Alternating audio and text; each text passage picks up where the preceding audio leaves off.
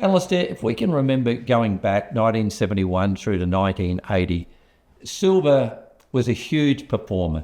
In 1971, it was valued at around $1.20 an ounce, and in 1980, it had escalated to a point where it was sitting around $50. And it was up over that period of time, over 9 years, well over 3,000%. So I've never heard Egon von Greyerz talk as enthusiastically about silver as he is right now. He is a gold man.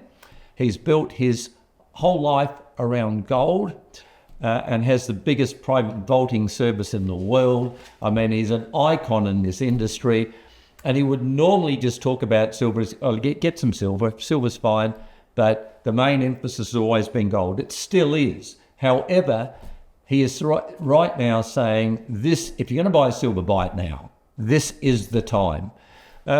Could you comment on that and just give us your impressions as to where you think silver's going? And yeah, exactly that, if you could, thank you. Yes, I agree with Egon. I mean, the background to silver is that in Europe, it was a monetary metal until about 1870. And what happened was, in the wake of the Franco-Prussian War, Germany or Prussia managed to extract war reparations from France in the form of gold. At that stage, Prussia and associated German states went off. Silver standard went on to a gold standard, and other European nations on a silver standard did exactly the same thing. So that was the thing. It's also worth remembering that it wasn't until, I think it was about 1968, that China came off a silver standard. So it was on a silver standard right well into the last century. So it is associated as a monetary metal. Now, if you look at history, monetary metals actually do tend to evolve. If we go back to the first evidence of a monetary metal in Roman law, we go back to the time of the 12 tables, which was 448 BC. And the currency then, which really grew out of the 12 tables, was called the AES, A-E-S, in modern spelling. Now, that was £1 of sort of copper bronze coin, as it were.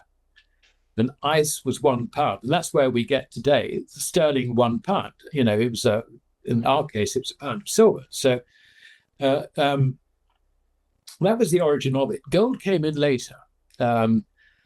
Gold has always had the sort of the precious value associated with it because it's incorruptible. I mean, there's no point going over all that sort of stuff. You can read about it elsewhere. But it emerged, if you like, under Roman law as the favored form of money. Now, the difference between money and credit was actually defined in the wake of the 12 tables by various jurors, particularly in the 1st and 2nd century AD. The jurors confirmed were Gaius. You also had Ulpian and Paulus, the three jurors who were really instrumental in defining the difference between money and credit. Money was always final settlement. In other words, when debts are discharged completely, you have paid for it in money, and that has cancelled all debts. Everything else is credit. Now, the banking system evolved out of Roman law, and the banking system evolved on the basis of credit. What is a bank? It's a dealer in credit. I think that's an important point to understand. So as things evolved, if you like, then we had the introduction of silver standards. In the case of Britain under William the Conqueror, we had silver standard, sterling silver standard, where a pound was a pound of silver. It got changed, if you like, debased through time. I mean, Henry VIII was one who debased it, etc. You had other problems like coin clipping and so on and so forth. And we finally came off a silver standard and went on to a gold standard, really unofficially, I would say, in the late 18th century. But by the beginning of the 19th century, we'd really evolved onto a gold standard marked by the newly produced sovereign, which first came out in about 1817. The gold standard was formally applied in the early 1820s, and that ran through all the way to the First World War. The interesting thing is that credit expanded and contracted under the British gold standard, but you could always change a Bank of England banknote for gold coin. And even to this day, the legal requirement on a Bank of England note is for the bank to promise that exchange. Now, the exchange is suspended. But the point about silver was that part of the arrangements whereby we went on to a gold standard is that silver remained legal tender for an amount up to £2 or 40 shillings, as it was described. Now, if you look at the sovereign today, the sovereign is worth roughly £650. So that shows what's happened to the paper pound, if you like, to sterling. So if we went back onto that sort of relationship between gold and silver, you would see silver circulating for amounts of under £1,300, which is quite a significant figure today. I mean, £1,300 is, you can buy quite a lot with £1,300. It'll keep you in groceries for half a year, actually. So you can see that, if you like, is a relationship. No. It's a reasonable supposition to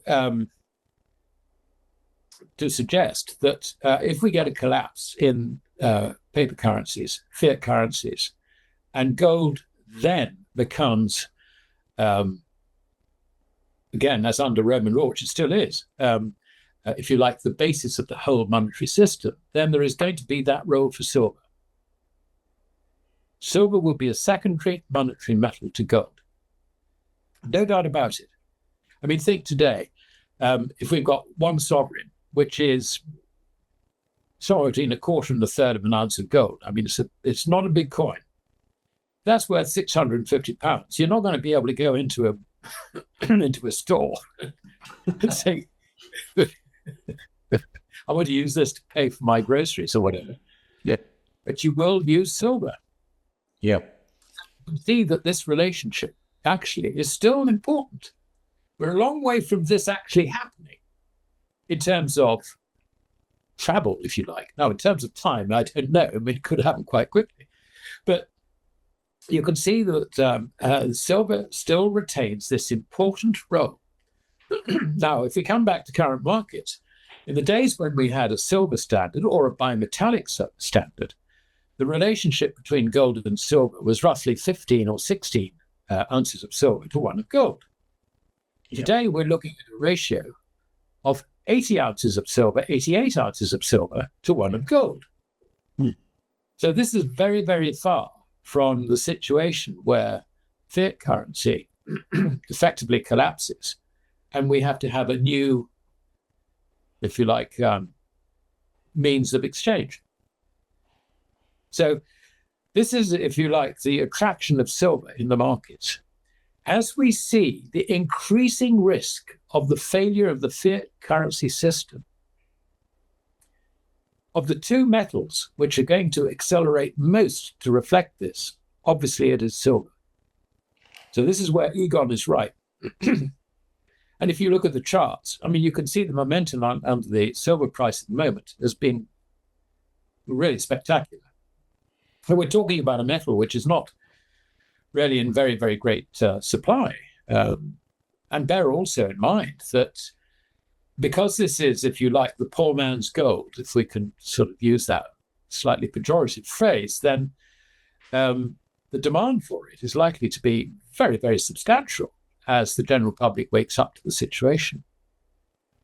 So we could rapidly see that gold-silver ratio, the number of silver ounces to gold, falling from the current 88, 87 down to below 50, down below 30, and in an ultimate collapse, maybe even below 20. So it makes a lot of sense to have some silver. It really does. But the principal sheet anchor to value is always going to be gold. So that's your top. But if you really want to catch up with what's happening, silver will help you do that. Yeah. Well, I know in 1980, 1,000 ounces of silver bought a median property. Sounds ridiculous, but a median property was $50,000 in the US, and an ounce of silver was $50. 1,000 times 50, 50,000, and bought you freehold a median property. Bring me those days back, please. So who knows? I mean, and Alasdair's talking, 20 to 1 ratio, 30 to 1 ratio. I think it closed into 15, Alasdair, in 1980, 15 to 1 ratio. So it's still hopelessly undervalued at the moment, so it's got a long way to go and potentially could do that. Very exciting times there for silver. For gold and silver, and owning those two metals. Yep.